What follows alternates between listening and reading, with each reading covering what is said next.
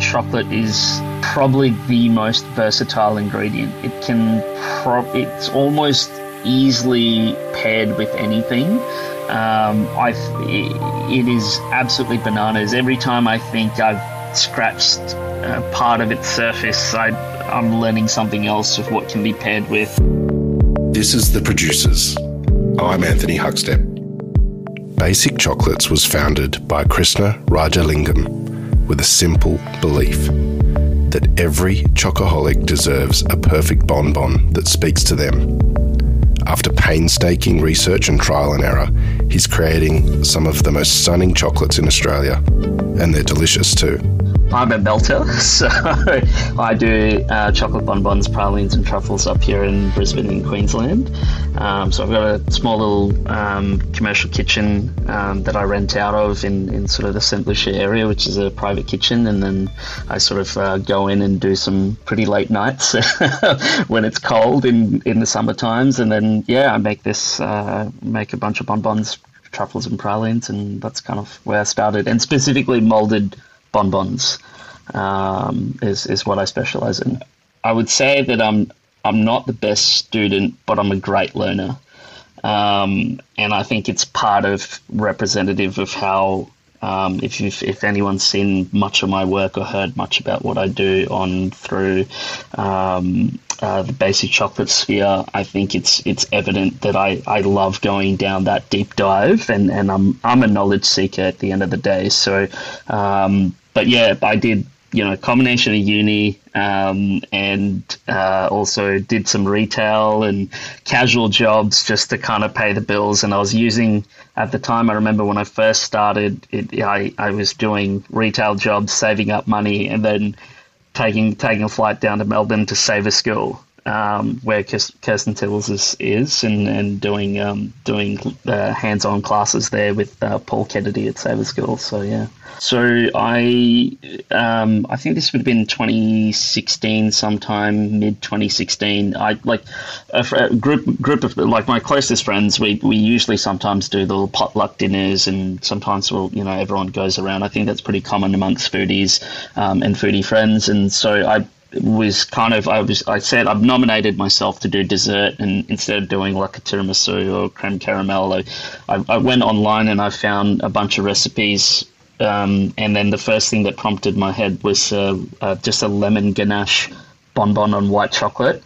And so I literally went out and bought some couverture chocolate, and then had a go at doing it, and also failed dismally. And it's funny, my Facebook memories actually came up showing me the disaster of my early tempering skills. And so, I did that. And then I just, again, like I said, great learner, terrible student. So I think I remember for several months on leading up to that, I started doing these crazy deep dives on the internet, and I just sort of fell in love with that. And I think the biggest identifier was it sort of put my mind sort of at ease. There was this kind of a level of focus that I didn't really realize that I had. So yeah, that's how it went. In 2016, Krsna bit the bullet and started his own business, but it didn't quite go to plan at first. The craziest one that I did was I wanted to start in 2016 after I'd come back from my first level 1 Saver School course. Which was, I think, in October. I saved up money for the fridge and like a couple of other things, and I realized that I needed to get my hands on stuff. And obviously there was some larger expenses in that process. And then I was like, okay, I got to get a kitchen. So I found the kitchen, spoke to the owners, did an inspection. They were like, okay, so it goes through as a rental space. And then I got obviously had to get my food license and insurance and stuff like that. So with the food license, it was really comical. I spoke to them and told them about it, and then they were like, this is the only time we can fit you. And it was, I think, 2 weeks out from the week leading into Christmas. So it would have been just at the start of December. And my whole goal was to try and come up with a small batch of bonbons that I could do a friends and family sale and slowly kind of do the cold emails out and stuff like that before Christmas gets in. Did zero marketing, did zero Facebook posts. There's a business acumen out the window, had no, just went in with just pure hopes and dreams. And I think that I told them, they were like, okay, kitchen's fine. And because it was a commercial rental kitchen, so other people had been in there, so council was already aware of the space. So it was a bit more of a quicker process to be able to get approved and acquire my license. And I remember the lady at the time, I think it was, her name was Melissa, and she was like, when do you need this by? And it was like, preferably before Christmas so I can make some stuff. So I got approved, I think, on my first year's food license ticked over on the 22nd of December. And I raced into the kitchen with barely enough molds as well. Turned out like close to 100 boxes of bonbons with 5 flavors. And I remember the 5th flavor was, I don't know whether I'm allowed to swear in this, but it was effed to hell. Like, it was absolutely destroyed. It was fucked. Temper was off. It was, half of it was stuck. It was all chipped. I was like, Jesus Christ, what am I doing here? And then I finally put out the post, I think on the 23rd or 24th. And I had 100 boxes. I'm like, hell yeah, I sell 100 boxes and I have some money in Christmas. This would be great. I even took time off from work, and that's like the worst time that you could take off time from work in retail. And then I sold 12 boxes. I had 3 of my mates come in and buy 2 boxes each. And they were at the time, they were living out like sort of north, and so they had to drive all the way down, came through, and they're like, oh, how many boxes have you sold? I'm like, you're the first guys to come pick up. And so, yeah, I remember, I mean, and I think those things are really good, because I think it reminds you that passion and desire for your dreams sometimes is not the holistic approach as well. There's so many elements to this outside of the things that kind of drive our passions. So something that I've kind of learnt from that and sort of been trying to implement obviously since is kind of building on that business acumen and understanding industry and the people that are within it and the communities and stuff. So which has been great. So, yeah. In the chocolate world, there are makers and there are melters or chocolatiers, with Krsna falling into the latter category. So in my case, I'm a chocolatier. So what I do is I spend all my time tempering chocolate, and in some ways, I guess the real term, which I was trying to get at, is crystallization. So we're trying to use agitation and movement, as well as controlling our variables in temperature and of course our surroundings, things like humidity and whatnot, in order to be able to attain that beautiful snap and shine that you get from chocolate. And so that's basically our bread and butter for all that we do throughout our entire vocation. So even ganaches are tempered, pralines are tempered. There's so many layers through to that, depending on what you do.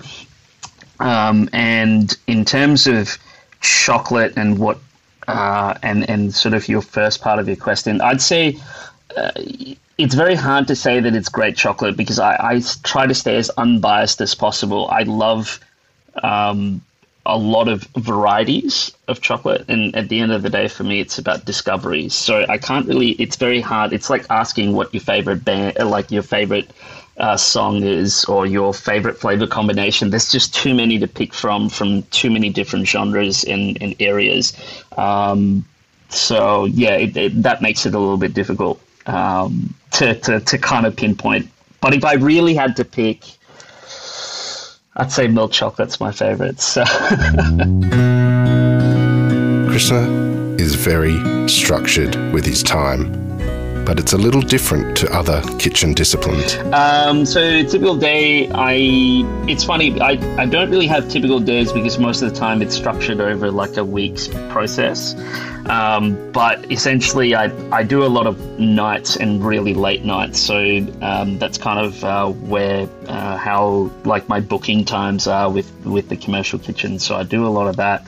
And what I usually do is my first day is usually me doing, I use some cocoa butters, coloured cocoa butters for the external part of my like on the molds, and that's kind of what everyone sees. So we work backwards. So what you see first is actually what we work on first versus like a cake where you've got to build your base, you bake your cake, then you build it up, and then you decorate. I actually have to decorate first. And so that also requires to be tempered. And I guess this is the one thing that most people should know about, when you're a chocolatier. Every element needs to be right all the way through. So if we bugger up a process at the third point or the second point, it's going to be extremely reflective of at the end result. And sometimes you won't know till you get till the end. So chocolates is one of those things that is extremely humbling. You could do it for 30 years or 20 years of your life, and it will still kind of zonk you out one day when you thought that you've controlled all the variables because you've actually missed a step. And then so day two is usually doing the shells of your bonbon, which is the top part, and that requires time for it to crystallize and contract. And then after that, you do your fillings, and then you leave that to kind of crystallize as well, and that usually takes a day, because usually when you're doing things with your fillings, you're doing things with, say, ganaches. Ganaches have got things like cream and butter, so there's some water involved in that sort of composition, as opposed to just plain chocolate on the shells. So they need more time to crystallize when you're working on them. So there's a lengthy process in this. It's usually like a 3 to 4 day mark before we're produced, like a full bonbon.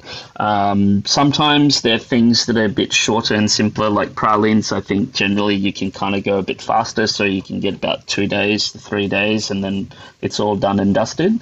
But yeah, that's the way my sort of week runs, but it's very hard to pinpoint how a typical day would run. Great chocolate requires precision and creative flair.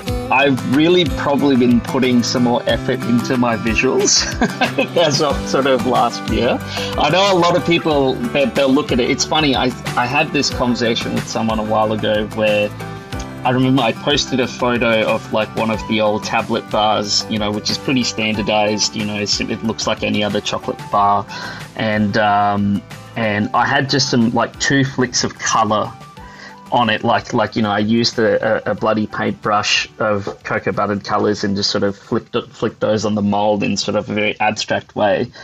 And I don't know how many people commenting on the post, and everyone's going, wow, this looks incredible. And I do something really sophisticated, and everyone's just like, whatever. So I was at this weird bit where I was like, shit, what am I doing? So I started thinking a bit differently sort of towards the end of last year. I've been sort of trying to find a lot of external sources of, I guess, finding my style and things that I'm inspired from. So I'm trying to find things from music. I'm trying to find things from other art and known artists. I recently just, funny, last year I got given a gift from a close friend of mine, and for my birthday, and it was a book for the Japanese artist Yayoi Kusama.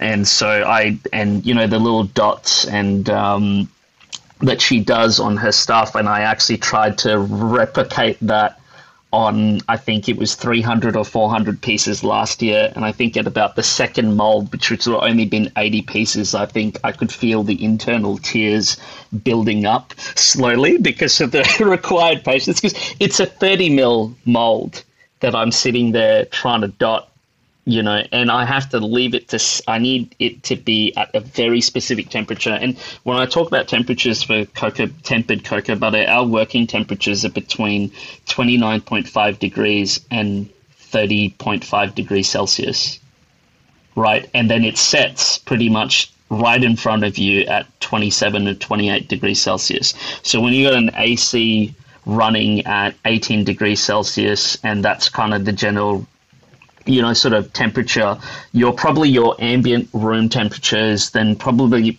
based on the space and how big it is, I think it's, 30 square meters or something like that, or it's not a very big space. It's going to end up setting in front of you in the space of, say, a minute or so, right? So while you're sitting there trying to dot something on a curved sort of half, sort of circular mold, that's also something you need to be aware of. Is the viscosity of those, is it going to trickle down and sort of ends up bleeding over, and then obviously then your idea is wrecked. And, chocolate is one of those things like where if it's set in the mold, like you can't really like scrape it off and clean it off without it kind of leaving some remnants. So it's like, it's going to be very apparent when I knock it out later. So I basically have to like think about starting again, or that piece is going to be a dud. But one of the most recent photos, which is on the Instagram, is the classic Yae Kusama of the black and the yellow of one of her most iconic pumpkin art pieces. And that's when I drew that. And that took a long and arduous time to do that. But yeah, I've been trying to draw a lot of different ideas from different spaces. I got fascinated by I haven't been to Japan, so it's going to sound really crazy that my second point of inspiration is also from Japan, but it had to do with the stories of Japan's most famous and notable samurai, Miyamoto Musashi. And I was thinking about the level of precision and the amount of training that these individuals dedicate themselves to a pure form of mastery when it comes to their duels, and they're practicing all these moves. But in the end, when you look at some of those duels that these guys have had, which were arguably the most notable elements of the notable stories of the 1600s, and they become legend, they're finishing the opponents in one move, but they've spent 20 years practicing the one move. Do you know what I mean? So there's a level of precision. So I kind of, I did an art, like some of the art that I did for a more recent piece as well. I restricted my movements of my brush strokes to only 3, and I wasn't allowed to take the brush out of the little cavity. And so that way there was a point that every piece over, I think it was like 400 pieces was the amount that I did in January per flavor. And so that means each piece would have a 3-brush stroke, which would kind of look unison, but they were all individually different. If that makes sense. So like that, so that's what I mean by like trying to find very different ways to do what, because there are lots of artisanal chocolatiers in the world, as well as there's a few of us in Australia who are incredibly talented and know what we're doing, but we've all kind of learnt same bits of knowledge from everywhere. So, a lot of us have started out by going to, say, a William Onglay's place, or they've gone to Sabre School and learnt through Paul Kennedy and Kirsten Tibbles, and we've learnt the same styles of art in our vocations, and we've just replicated that, but we've created our own flavors. Sometimes we don't even create our own flavors. We're just kind of using someone else's concepts and ideas, and then we're just kind of going through that as a process. So I guess it wasn't just purely about trying to be different, but again, for me, it's about being able to explore and discovery. So if I'm confined to the same spaces as everyone else and I just follow that vocation, we can't really educate Australians into what makes artisanal bonbons so great, and why people, Europe and America is so fascinated by it, and they've embraced it. And I want people here in Australia to know that, just because we do some fancy art stuff, that we actually do dig really deep in terms of where we're finding our inspiration, and what sort of produce as well we're using too, which is the other bigger conversation. One of the standout characteristics of Basik Chocolates is the dedication to local produce. Super blessed in this journey that I've been able to, I know for a fact that I do come across, I don't admit it often, but I am extremely passionate about what I do, and I genuinely love using local produce, and I don't use it as my band-aid for marketing. I genuinely love the interactions that I have with people. It's so wholesome, and when you get to meet other people in through your vocation in different areas, you tend to understand. It kind of brings a new life and perspective to what you do. So I've had the opportunity of working with some really incredible people in Queensland. So I'll give you an example. I had a friend of a friend who I met just by chance, who was like, oh, we love Krsna and his work. Let's get some bonbons for like an office party, right? But they insisted that I rocked up to the office party. And so just to say hello and g'day and introduce myself. So I get there, and then halfway through the conversation, it's like, oh, you use finger limes in your bonbons? And I was like, yeah, when it's in season, but it's insanely costly, and it's hard to get. And as a small a small sort of chocolatier that's still a one-man army, I can only buy, maybe 300 or 400 grams, maybe even 500 grams. Otherwise, stuff's going to go to waste, or I need to kind of give them away to friends so they can use it in their gin cocktails instead. So he was like, oh, my family actually owns a finger lime farm, and that's RMF Finger Limes, which I always forget where it is, but it's probably about 2 hours away or an hour away from Toowoomba side, from memory. I could be wrong.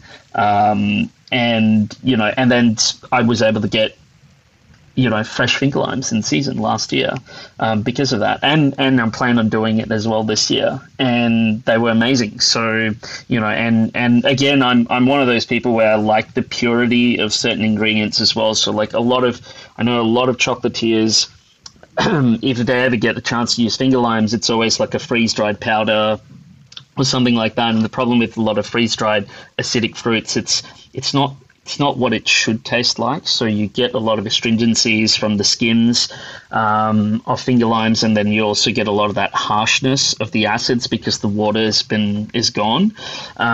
So I created a sort of like a gel texture. So, we use things like pâte de fruits, which are sort of like the sweet jellies that are really popular in France and Belgium and a lot of confectionery. But by halving the pectin amounts used, you can formulate a gel that's still going to actually hold its structure when you bite into the bonbon, right? So a different texture as opposed to something a bit firmer, a bit softer, and quite liquid and still bursty, if that makes sense. So I came up with a gel, and I started to realize that certain pH levels in the gel, because you need, it's a yellow pectin that we use, or we call it yellow pectin, but it's a fruit-based pectin, often derived from like pears and apples. And so it needs acid in order for it to activate so that it could set. So in that particular point, depending on your pH levels, whether it's between 3.3 to say even 4-ish, you're going to have a variance in what kind of other ingredients go in, whether they're going to oxidize or they're going to break down and so forth. So I've realized early on that finger limes needed a slightly higher pH in that case, so closer towards being neutral, in order for it to actually hold its form, so that when someone bites into the bonbon, they get the actual texture and mouthfeel that you would get if you were to just bite into a few finger lime caviars. So I was really fortunate that especially sometime in March is usually when you get all the varieties of several varieties of finger limes available. So I would kind of do this random mix bag where I would get all these different finger limes with the different species and the different colors. So you'd get all these nuances of little grapefruits. You'll get nuances of other kind of acidic profiles and flavors. And then you put that into this kind of relatively neutral gel. And then when someone bites into it, they're like, holy hell, they're getting something similar and has a point of unison, but it's still different. So that's one story just to cultivate. But this, there's so much more. Like, I've had the opportunity of working with local bakeries. Last year I did a couverture. Couverture is, so think of white chocolate. You've got sugar, milk powder, and cocoa butter generally is the general consensus, and then some white chocolates they'll add, vanilla and things like that, and maybe some like soy or sunflower lecithin to make it a more workable item. And so in this case, if you do a couverture, it still has the same properties with the same snap and shine. But what you do is, instead of having the dry mass as your milk powder, you can actually create a couverture without having any milk powder, and you can substitute that dry mass to anything else. So it's not chocolate on theory, but it still has all the same properties, because at the end of the day, when you're trying to create that snap and shine that's formulated from cocoa butter, it's not formulated from the cocoa solids or the sugars. So it has all the same properties. So like I went to, Agnes has a restaurant, has a Agnes bakery, and they do that smoked potato sourdough that is so gooey and oh so scrumptious. It's a great flavor profile, and because it's wood fired, it's got this amazing nuance in terms of deeper smoke as well. And I dehydrated that for 2 days, and then blitzed that down into a dry mass and used that as my vehicle for flavor for the shells, so that I could recreate like a sophisticated PB&J bonbon. Krsna started by selling to friends and family, but now has a successful online market. So everything's online. I try and keep it easy. As a one-man army, it's really hard. Chocolate's one of those things where I can't really stop and start again. Like if I stop, I've basically got to start again. So early on in the journey, I was trying to facilitate people coming in, and being a closed sort of commercial kitchen, it makes things a bit hard. So I've put everything online. I've been really fortunate to learn about things like thermal liners for packaging and things like ice packs and how to pack things properly. So I take a lot of effort into packing them, and then everything is sent out via express post when it's available online. And believe it or not, I know a lot of people have some gripe with Australia Post, and sometimes there are problems, but for the most part, I've actually been really fortunate for my business that things have gone quite well with them. That's how I do it. Off the back of the online success, Krsna is looking into automating the ordering system to give him more time and flexibility in the kitchen. So the big one for me this year is I've been doing these sort of monthly selections on our page, and a lot of my customers get annoyed with me because I, being a one-man army, I sometimes get a bit disorganized. So I'm trying to automate everything and set it up as a subscription. So I'm not going to be changing anything about it per se, but it's just more to automize and make things easier for the customers that jump on board. And then also the bigger one that I'm trying to do is I'm trying to obviously expand Basik Chocolates so that we can actually really kind of have a proper foothold in Brisbane and in Queensland, and hopefully, of course, in Australia as well. And so that's my biggest step. So there's a lot of planning that I'm working on at the moment behind the scenes, and a lot of writing up and trying to figure out the things that I need for to really scale up and make this sustainable over a longer period of time. So that's where I'm at. Basik Chocolates has been quite fulfilling, but for Krsna, it's the amazing connections with passionate foodies that has had the biggest impact on him. I'm fortunate that very early in my life, I'm only 31 now, so I'm relatively young. I started later as well. Like I started at 27. It started at 2016. Sorry, so it would have been 23 25 or 26 years old. So like, when that journey kicked off, I think I was still trying to figure out what I wanted to do for a long time, and I couldn't really find things that I was very keen on starting my own business, but I never knew what I wanted to do. And I also didn't know what was actually going to fulfill me and give me some purpose, and that's what this gave me. But also, I guess the other bigger aspects and the other bonuses that have come through is the opportunities and the type of people that I've met. I've met some insanely incredible individuals in very different vocations and different areas, people that, like me, who are very persistent towards that sort of mindset towards reaching a level of mastery. And I've started to meet more of those people currently in this more sort of recent years, especially more so than ever. And it's been a very humbling process seeing that and kind of learning about people in those areas as well. Chocolate is probably the most versatile ingredient. It's almost easily paired with anything. It is absolutely bananas. Every time I think I've scratched part of its surface, I'm learning something else of what can be paired with and what other flavor combinations we can kind of create and go from. But I think if I got to sum it up to that one thing, that's got to be it.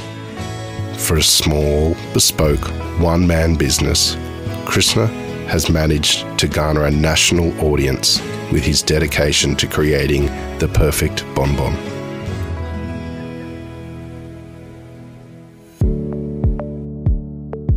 This is The Producers, a Deep in the Weeds production. I'm Anthony Huckstep.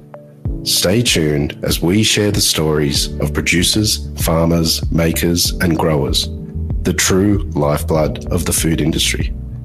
Follow us on Instagram at Producers Podcast or email us at producerspodcast@deepintheweeds.com.au.